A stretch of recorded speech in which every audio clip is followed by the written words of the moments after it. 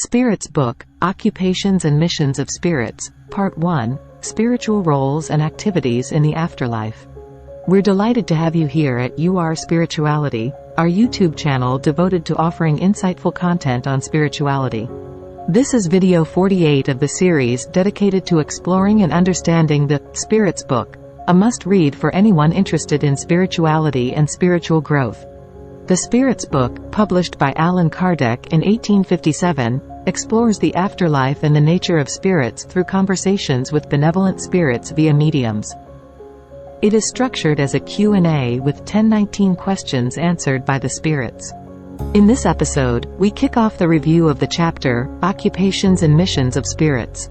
The purpose of this chapter is to provide insights into the roles and activities of spirits in the spirit realm, helping us understand the broader spiritual world and the nature of spirits.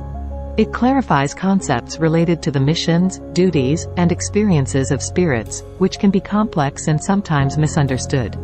It also offers guidance on how spirits interact with the material world, influence human activities, and contribute to human progress. Today, we will cover questions 558 to 566 in this chapter, explaining the roles and activities of spirits in the afterlife, emphasizing their diverse tasks and the progression of souls toward perfection. Let's get started. Spirits have a purpose beyond just improving themselves. They play a crucial role in maintaining the harmony of the universe by carrying out the will of God, serving as His ministers. Their existence is occupied with fulfilling this divine purpose, and it's very different from the toil and hardship of earthly life. In the spirit realm, there's no physical exhaustion or the distress of physical needs. Every spirit, regardless of their level of development, has a role to play in the grand design of the universe. Even the least advanced spirits serve a purpose, just as the lowest-ranking mason contributes to the construction of a building, working in harmony with the architect and others to achieve a greater goal. Every spirit has a specific role and purpose. They go through a journey where they experience and learn about all aspects of the universe. But there's a timing to it. Right now, one spirit might be fulfilling their destiny in our world, while another has already done so or will do it in the future, in different places like on Earth, in the water, in the air, and so on. In the grand scheme of things, every spirit needs to go through all the different roles and tasks to reach perfection. It wouldn't be fair if some spirits were given knowledge without working for it while others had to struggle.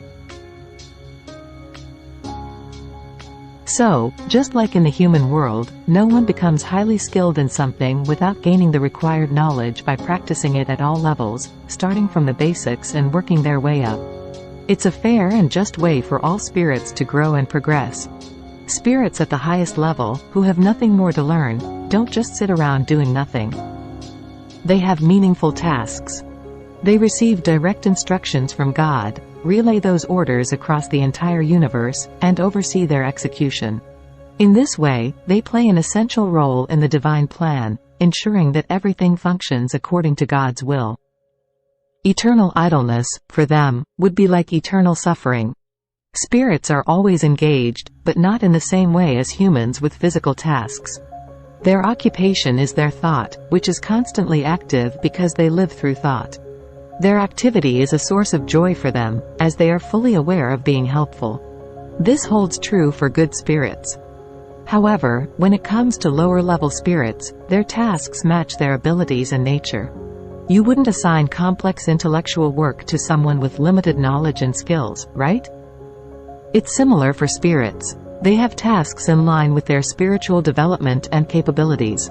Among spirits, there are some who go through a phase of idleness, but it's temporary and tied to their level of intelligence and development. Just as in human life, there are spirits who initially focus on themselves, but their idleness doesn't sit well with them. Eventually, they start desiring more purpose and activity, and they find joy in being useful. This typically happens when spirits reach a stage where they have self-awareness and free will. At their very beginning, they're like newborns, driven more by instinct than a deliberate will. So, this idleness is more common during their early stages of development. Spirits examine and take an interest in our works of art, particularly when these creations reflect the growth and elevation of incarnated spirits. They are drawn to artistic expressions that signify spiritual progress and development. As for spirits who had specific occupations on Earth, such as painters or architects, their post-earthly focus is not limited to their past pursuits. They transcend specialization and narrow-mindedness. Instead, their primary objective is to assist other souls on their journey towards spiritual enlightenment and unity with God. They understand that true spiritual advancement requires a broader perspective, and they strive to acquire knowledge in diverse areas. In more advanced worlds, what we may consider sublime might be viewed as rudimentary because these realms possess arts and sciences far beyond our comprehension. Nevertheless, for less evolved spirits who still hold on to earthly ideas, they can appreciate and admire the same things we do. Their limited perspective allows them to find value in what we, in our more advanced state, also find significant and beautiful.